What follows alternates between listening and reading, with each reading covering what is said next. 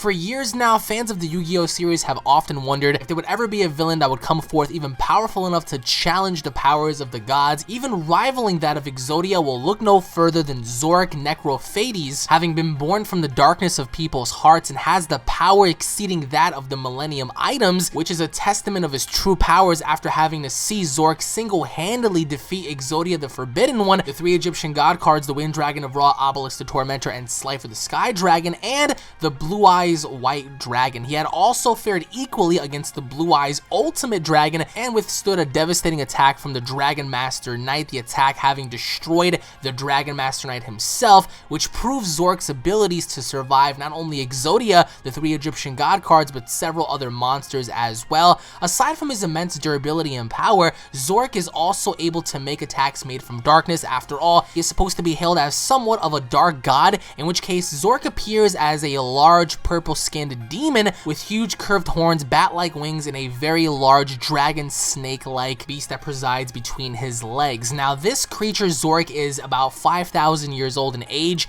and is very familiar with not just Exodia's powers, but the gods as well. Now, the biography of Zorc goes as he was born eons before the Millennium items were originally created by his own claim from the darkness that lied within people's hearts. So, he was ultimately created somewhat in the Shadow Realm due to ultimate darkness. Now, Zorc also appears in the Yu-Gi-Oh manga and is ultimately stopped in the anime by using the combined powers of the Wind Dragon of Ra, Slifer the Sky Dragon, and Obelisk the Tormentor as they combined, formulating the Creator of Light, destroying and completely decimating Zorc. Now, Zorc was stopped by a team using the spell to seal Zorc away at the cost of having his own soul sealed into the Millennium Pendant years before. This is about 3,000 years ago, so 5,000 in the dub. So we know that the 3 Egyptian god cards were used to summon the Creator of Light to put him down in the anime, and is also labeled as one of the very few who was able to put down the Wind Dragon of Ra, Obelisk the Tormentor, and Slifer the Sky Dragon alongside Exodia and Blue Eyes Ultimate Dragon,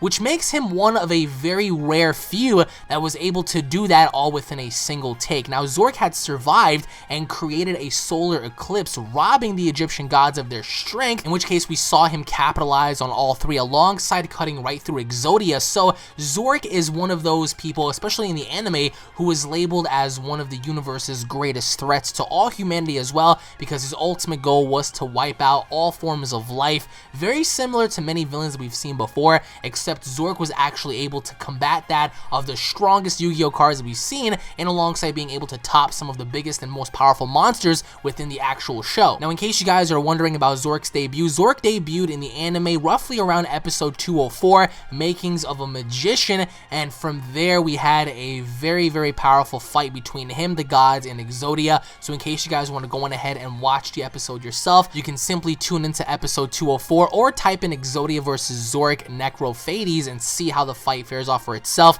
Again, one of the very few monsters that was actually able to put down several of the most powerful cards in the world, and Zorc is labeled as the great evil god who was created just for the sole purpose of absolute destruction. He serves the main antagonist of the Millennium World arc and the prime mover of the original series. So although he is not the pinnacle of all evil, he is certainly one of the hierarch spawns that is labeled as the great evil god who wants to bring about absolute and total destruction to all forms of life. What are your overall thoughts on Zorc? What are your overall thoughts on Zorc being able to put down not just Exodia, but the 3 Egyptian god cards themselves? What are your overall thoughts on his bio? And what are your overall thoughts on his effects on the card alongside his attack power and defense power being unknown? Thank you all for watching, guys. Once again, if you guys are fans, don't forget to subscribe for more daily content. If you guys enjoyed the video, don't forget to slap a like on it. Leave your thoughts down below. Again, Zorc having to debut and having to defeat several hierarch monsters is very impressive, because